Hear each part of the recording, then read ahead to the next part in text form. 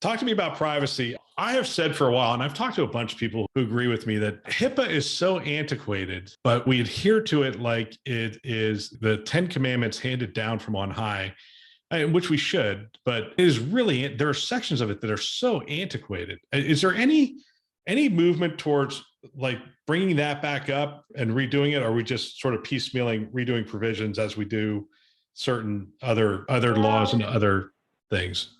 I talk about privacy all day long. It's like one of my favorite topics. So, okay, is HIPAA antiquated? Probably, right? Is there anything better right now? No, not so much, not in this country. There's also a long history of compliance with HIPAA.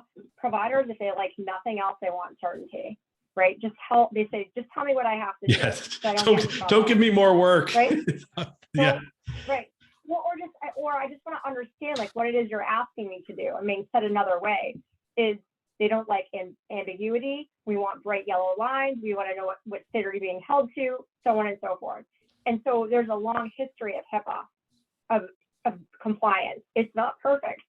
I think you could probably argue either side.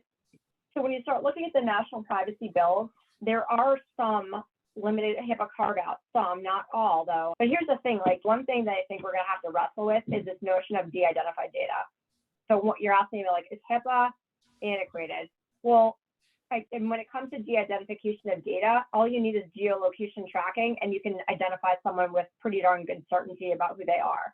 So once you add that in, and pretty much that's your cell phone number one. Okay, so they're going to know everyone where you're going because there's only one person going to Bill Russell's house who does exactly what you do every single day. It's like a fingerprint.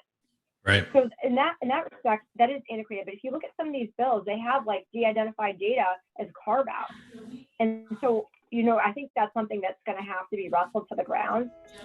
I'm not sure that I have. I'm sure I don't have the answer, but it's tough, right?